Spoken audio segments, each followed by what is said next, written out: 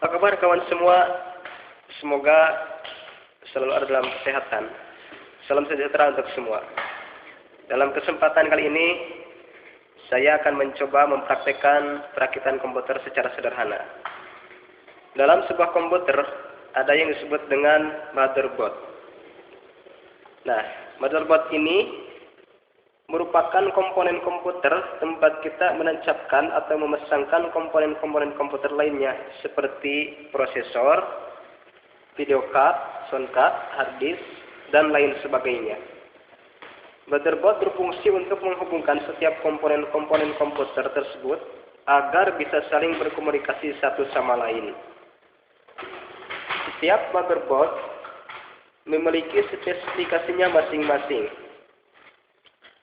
Spesifikasi seperti prosesor apa yang didukungnya, dan berapakah kapasitas maksimal RAM yang didukung oleh motherboard tersebut.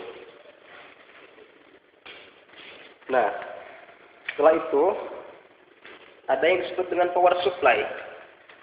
Power supply merupakan bagian terpenting dalam sebuah komputer. Jika diibaratkan dalam sebuah kendaraan, power supply merupakan bahan bakar.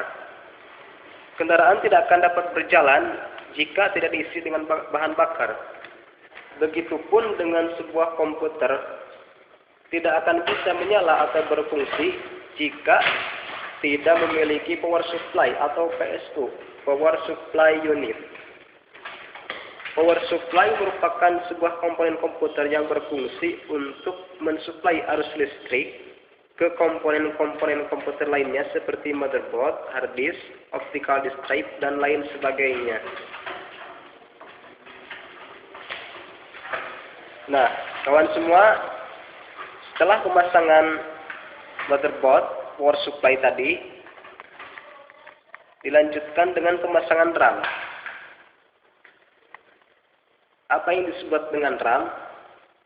RAM singkatan dari Random Access Memory, yaitu sebuah komponen komputer yang berfungsi untuk menyimpan data sementara dari suatu program yang sedang kita jalankan, dan data-data tersebut bisa diakses secara acak atau random.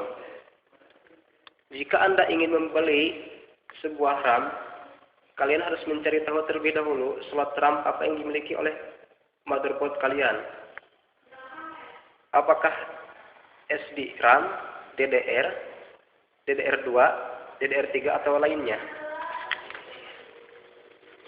Nah, yang dipasang kali ini adalah RAM DDR.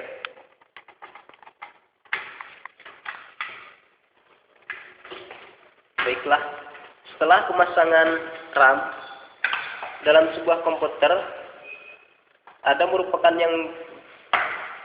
bagian yang paling terpenting, yaitu sebuah prosesor. Prosesor jika diibaratkan pada manusia merupakan otak. Agar prosesor ini tidak mengalami pemanasan yang tinggi, maka dibutuhkan sebuah blower, yaitu untuk mendinginkan prosesor tersebut. Nah, beginilah pemasangan blower pada prosesor.